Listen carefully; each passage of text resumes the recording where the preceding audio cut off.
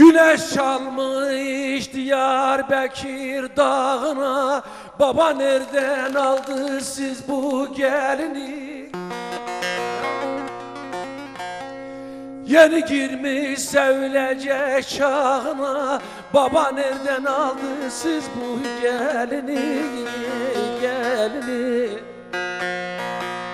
yeni girmiş sevilecek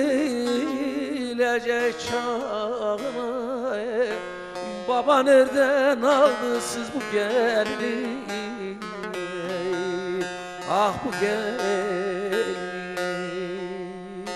Güneş çalmış Diyarbakır dağına. Baba nereden aldı siz bu gelini? Yeni girmiş sevilecek çağına. Baba nereden aldı siz bu gelini?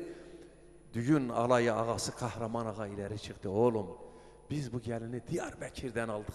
Kocası ölmüştü.